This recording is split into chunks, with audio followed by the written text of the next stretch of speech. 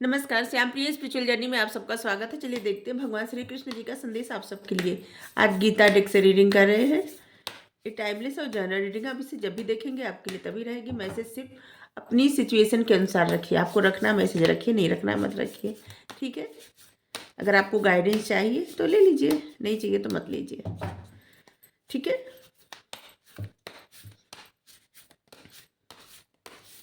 ये सभी के लिए है रीडिंग। आपको अगर कुछ सीखने को इससे मिल रहा है तो बहुत बहुत धन्यवाद।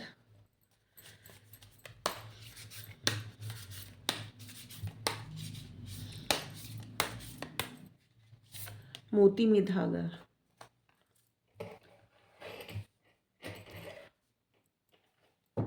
और एनिमी, हमारे दुश्मन।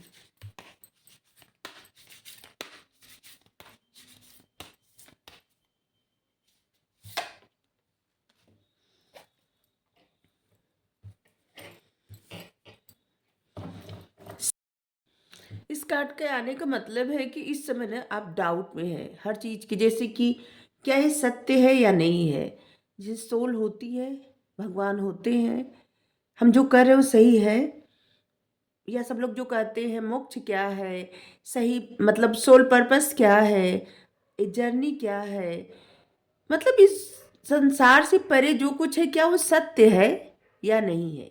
क्या लोग जन्म मृत्यु मतलब मृत्यु के बाद फिर से जन्म लेते हैं, या फिर ऐसा है कुछ कि जैसे कि मतलब कि आपके मन में तमाम तरह के डाउट आ रहे हैं, ठीक है। आपकी सोल क्या है ना कि कभी कभी ना बहुत अच्छा सोचती, मतलब सोल नहीं, आप बहुत कभी कभी अच्छा सोचते हैं, और कभी कभी आपको लगता है ना कि सब कुछ सत्य है, और कभी कभी आपको डाउट होने लगता है उसी सत्य पर जो कभी आप भरोसा किए होंगे। अभी इस वक्त ना उसी सत्य पर आपको भरोसा नहीं हो रहा है, आपको डाउट हो रहा है, अपने ही ज्ञान पे डाउट हो रहा है, अपने ही विजडम पे डाउट हो रहा है, और इसी कारण बहुत सारे विघ्न आ रहे हैं। मतलब जैसे काम बनते बनते बिगड़ जाना, कुछ समझ में नहीं आना, दिमाग जैसे कि एकदम काम नहीं कर रहा है, ऐसा। तो आपका ये प्रश्न है यहाँ पे जो है ना, डाउटिंग सोल, ये प्रश्न है आपके मन का, और यहाँ पे आंसर है। देखिए, जिस तरह से मोती में धागा होते हैं, जैसे कोई माला बनता है, मतलब जैसे यहाँ पे भगवान पहने हैं, ये पहने ना बैजंती माला, और यहाँ पे किस तरह से पिरोया गया है, एक एक फूल, एक एक पुष्प। बस इसी तरह से ये जो धागा रहता है ना, ये भगवान की कृपा है, और ये जो सब मनुष्य है ना, बस उन्हीं के वही उसी तरह से पिरोए गए हैं उसी कृपा में, और सभी लोग एक दूसरे से उसी प्रकार जुड़े हुए हैं। और जो लोग ये बात समझ जाते हैं, भगवान की तरफ देखते हैं, जिस प्रकार ये छोटा सा बछड़ा है, ये देख रहा है भगवान की तरफ, किस तरह से, मतलब इस भाव से देख रहा है कि भगवान ही सब कुछ है, और सच में सर्वज्ञ सब कुछ भगवान ही है। जो इस बात को समझ जाता उसको कभी डाउट नहीं रहता, और जो लोग नहीं समझ पाते उनको बार बार मन में डाउट आता है। तो जो कुछ भी आप सुनते हैं, सोचते हैं, या कहीं से आपको पता चलता है, वो सब सत्य है, और वो सब इन्हीं की कृपा है। इनसे परे कुछ भी नहीं है, ये संसार इन्हीं से है, और ये संसार भी यही है। हम में भी ये है, आप में भी ये है, हर किसी में ये है। अभी जिस किसी के शरीर से, बॉडी से ये चले जाएंगे, वो इंसान को, वो क्या है ना, वो शरीर कोई थोड़े एक दो घंटे तक नहीं रख सकता, या कोई भी अकेले उसके पास नहीं बैठ सकता। वो जीवित है, मतलब ये है उसके शरीर में, और जैसे ही ये चले जाएंगे, क्या सोल जो है भगवान का ही स्वरूप होती है, जैसे ही सोल चली गई तो किसी काम का नहीं। आप अगर किसी को जानते हैं तो किसको जानते हैं, जैसे आप किसी को कहते होंगे आपका कोई सग बहुत, जैसे जिसको मानते हैं, जैसे आपका कोई माता, आप कोई क्या, माता पिता सबके होते हैं, आपके माता पिता हैं, आपके बच्चे हैं, आपके भाई बहन हैं, आपके पति पत्नी, आपके दोस्त मित्र, आप जिनको भी जानते हैं, क्या जानते हैं? उनके अंतरात्मा में बसे उसी भगवान को जानते हैं। जो भगवान रहते हैं, जब तक वो भगवान उनके शरीर में है, तब तक आप उनको जानते हैं, उनके पास रहते हैं, उनके संपर्क रहना चाहते हैं, उनके समीप रहना चाहते हैं। और जैसे ही वो भगवान वहाँ से चले गए, निकल गए उस शरीर से, तो फिर आप न तो उनको जान, न तो उस शरीर से आपको कुछ लगाव रहेगा, और न तो आप उस शरीर के समीप रहना पसंद करेंगे, डर जाएंगे, क्योंकि वहां से भगवान चले गए, आत्मा चली गई।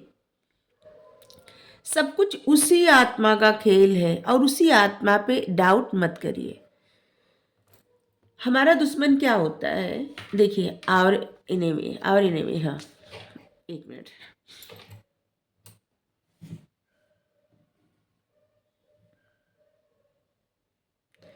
एक बार अर्जुन पूछे भगवान जी से कि हमारा मतलब, भगवान जी से पूछे कि किसी की अनिच्छा से भी जैसे बलपूर्वक किया गया कार्य पाप कर्म के लिए प्रेरित किया जाता है, जैसे कि किसी की इच्छा न हो और जबरदस्ती कोई कार्य किसी से कराया जाता है। ठीक है, अर्जुन का ये प्रश्न था।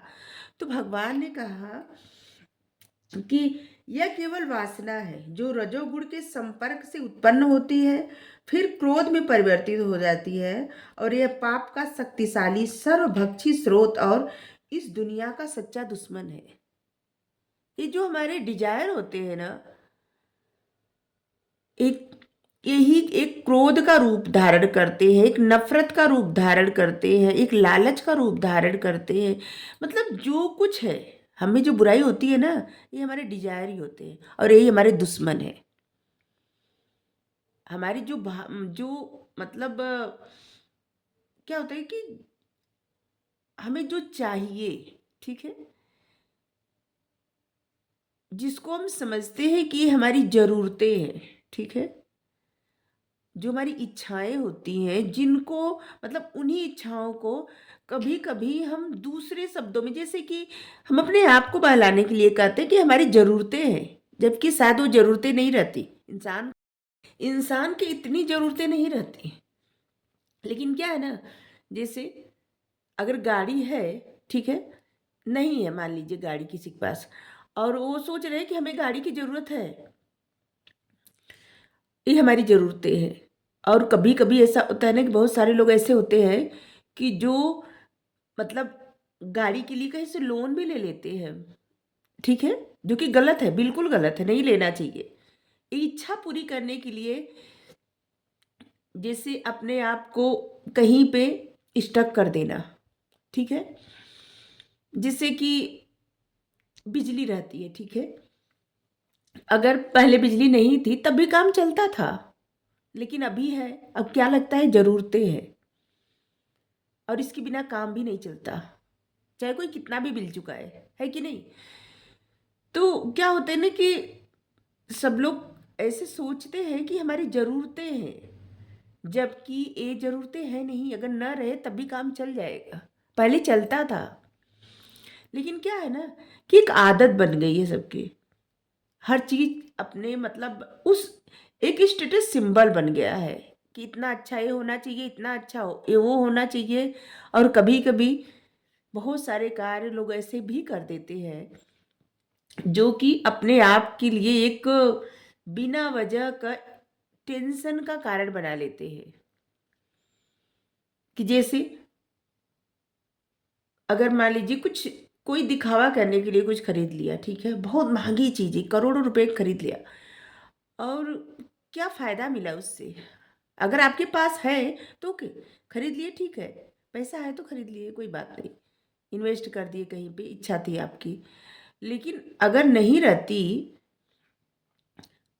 तब भी काम चल जाता।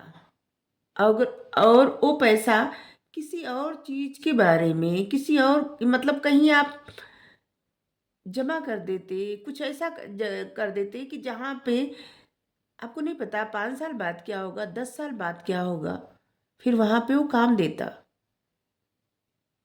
तो ये सिर्फ उदाहरण दे रहे हैं, ऐसा नहीं कह रहे हैं कि आप लोग कुछ मत करिए। तो भगवान यही कह रहे हैं कि जैसे लोग सोचते हैं कि हमने जो ये किया है कि इसका कारण कोई और है, क्योंकि कोई भी अपना मतलब खुद दोष लेना नहीं चाहता। लोगों को एक मतलब एक बन जाता है ना, कोई कभी भी अपना दोष नहीं देता, सोचता है कि उन्होंने ऐसा करवाया या उनकी वजह से, या उनके पास ये अच्छा था उससे अच्छा हमको लेना था, या वो ऐसे ताना मारे हमको ये करना था, दूसरों को दो मतलब।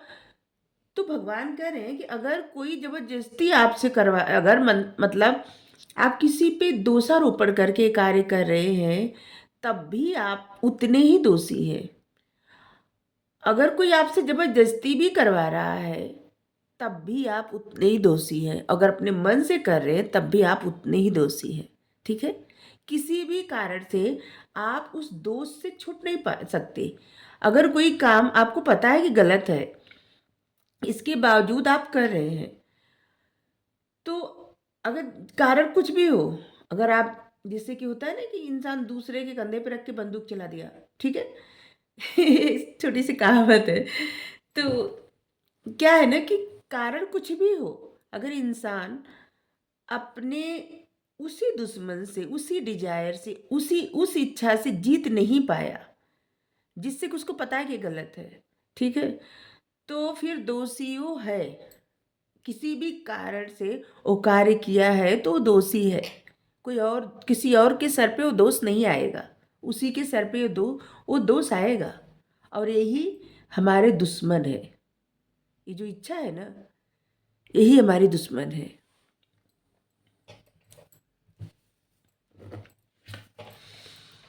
सेंस कंट्रोल, जिस तरह से इंसान चाहे ना तो अपनी इच्छाओं को अपने कंट्रोल में कर सकता है।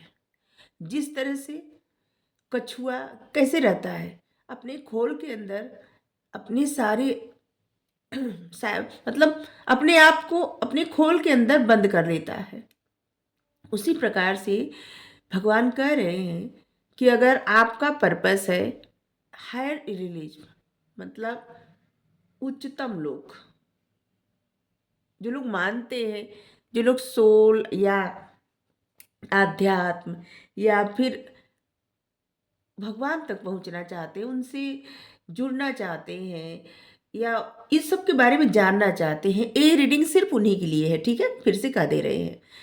तो भगवान कह रहे हैं कि जिस तरह से कछुआ अपने खोल के अंदर अपने आप को छुपा लेता है, उसी तरह से हमें अपने इंद्रियों को कंट्रोल करना चाहिए। बस जितना जरूर, जैसे कि आवश्यकता से अधिक कुछ भी वो सही नहीं होता। मन का क्या है, मन बढ़ता जाता है। मन में जितने भी डिजायर आते हैं दिन रात, अगर आप सोचे तो सोचते चले जाएंगे कि क्या क्या चाहिए, और इसका अंत नहीं होगा। लेकिन आवश्यकता नहीं होती उतने की, उस सब की आवश्यकता नहीं होती। अगर इंसान चाहे तो अपने आप को कंट्रोल कर सकता है। जो लोग ऐसा सोचते हैं कि हम कैसे अपने आप को कंट्रोल करें, तो भगवान कह रहे हैं कि अपने आप को बस उसी प्रकार आप कंट्रोल कर सकते हैं, जिस प्रकार कछुआ अपने आप को अपने खोल के अंदर बंद कर देता है। उसी प्रकार आप सारे विषयों से दूर हो जाइए और अपने आप को उसी खोल में, मतलब अपनी इंद्रियों को अपने नियंत्रण में करिए। बस उतना ही सोचिए जितना आपको सोचना है, बस उतना ही करिए जितना आपको करना है, बस उतना ही वैसे ही रहिए जो कि आपके जैसे होता है ना कि इंसान चिद्दर के बाहर कभी कभी पैर फैला देता है, कहावत है। आपके पास अगर उतना सब नहीं है, तो आप उससे कम में भी अच्छे से रह सकते हैं। आवश्यकता से अधिक कुछ भी नहीं करिए, और आवश्यकताएं तो अनंत हैं। लेकिन आपको अगर भगवान से जुड़ना है तो अपनी आवश्यकताओं को सीमित रखिए, अपने इंद्रियों को विषयों से दूर रखिए, और बस अगर भगवान चाहिए तो फिर आपको त्याग तो करना पड़ेगा। ठीक है, तो आप अपनी इंद्रियों को कंट्रोल में करिए, तभी आपको हायर रिलीज, मतलब भगवान का उच्चतर लोक मिलेगा। और आप वहाँ पे पहुँचेंगे जहाँ से आप फिर मतलब जन्म मरण से मुक्ति, मुक्ति का मार्ग सिर्फ वही है जहाँ पे परमात्मा है, और वहीं पे पहुँच जाए तो फिर उन्हीं के सेवा में लगे रहेंगे, फिर कहीं आना जाना तो फिर पड़ेगा नहीं। ठीक है, तो फिर से कह रहे हैं कि जो मैसेज आया है अगर आपके काम का नहीं है तो मत लीजिएगा। ठीक है, कभी कभी हमारा मन करता है गीता डेक से रीडिंग करने का तो करते हैं।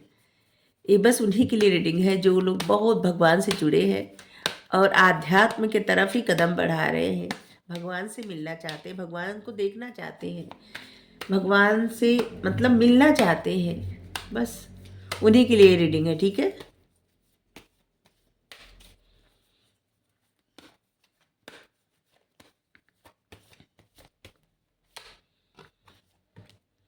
और जो लोग बहुत आध्यात्मिक हो के इस समय जैसे कि अपने आप पे डाउट कर रहे हैं तो शायद तभी ये रीडिंग आए हैं और आपको ऐसे मैसेज आए हैं।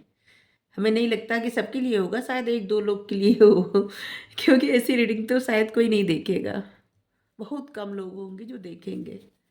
न्यू विजन, कुछ नया सोचिए, कुछ नया करिए, कुछ न्यू। साल का अंतिम देखिए 12वां महीना भी है दिसंबर, नए साल के लिए कुछ नया सोचिए, कुछ न्यू विजन। कुछ होता है ना कि कुछ इस साल ये करेंगे वो करेंगे, तो ऐसा कुछ सोचिए, कुछ प्लान बनाइए और बस उसी पे आगे बढ़िए। देखिए कुछ नया स्टार्ट करिए, फ्रेश स्टार्ट करिए अपनी लाइफ में कुछ, जहाँ पे जीवन में आप ईश्वर की तरफ मुड़े और यकीन करिए जो सुख जो खुशी इनकी तरफ मुड़ के मिलता है वो आपको कभी भी और कहीं नहीं मिलेगा। ठीक है, ऐसा नहीं करें कोई साधु संत बन जाए, नहीं। अब अपने घर में रह के अपनी फैमिली में रह के एकदम भगवान से जुड़िए। भगवान जो आपको सिखाते हैं ना कोई और नहीं सिखा सकता। द मास्टर,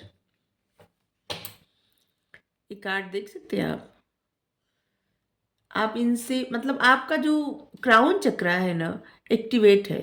ठीक है, मतलब इसका मतलब आप सीधे परमात्मा से जुड़े हुए हैं। जो लोग ये रीडिंग देखेंगे और उनको लगेगा कि ये मैसेज उनके लिए है, ठीक है, तो आपका क्राउन चक्रा एक्टिवेट है। ठीक है, और आप भगवान से जुड़े हुए हैं। आपके गाइड, आपके जो स्पिरिट गाइड भगवान, वो आपको आपके प्रश्न का उत्तर भी देते होंगे, आपसे बात भी करते होंगे, वो आपको बहुत तरह से बताते भी होंगे कि वो है आपके साथ।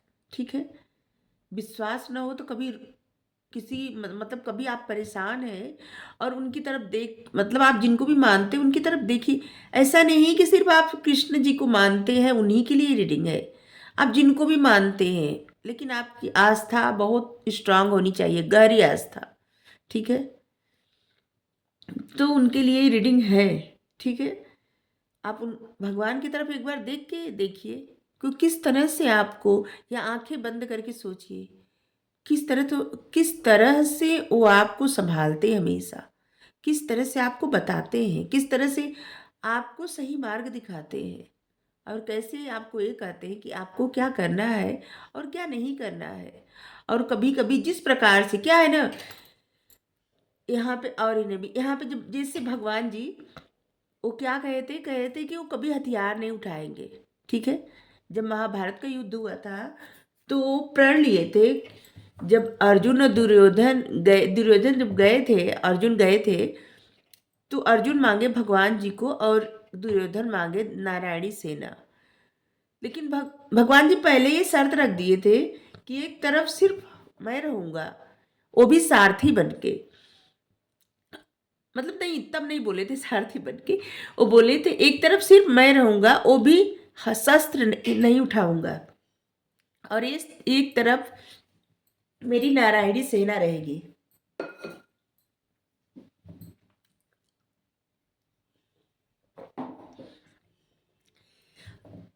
वो बोले कि अब पहले मतलब आपको क्या चाहिए, तो दुर्योधन तुरंत बोले कि हमको नारायणी सेना चाहिए। वो सोचे कि भगवान मतलब कृष्ण जी को वो नहीं जानते थे, उनको नहीं विश्वास था कि भगवान है। वो सोचे कि इनको लेके क्या करेंगे, ये तो शस्त्र भी नहीं उठाएंगे, क्या फायदा इनको लेके।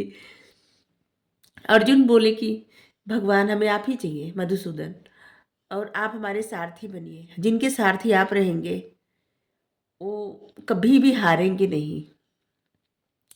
और जहाँ पे भीष्म बहुत मतलब भीष्म को हराना मतलब नामुमकिन था, लेकिन एक जगह ऐसा हुआ ना कि भीष्म इस तरह से बाणों की वर्षा की है, इस तरह से कि भगवान स्वयं मतलब चक्र लेके उनकी तरफ उनको मारने को दौड़े।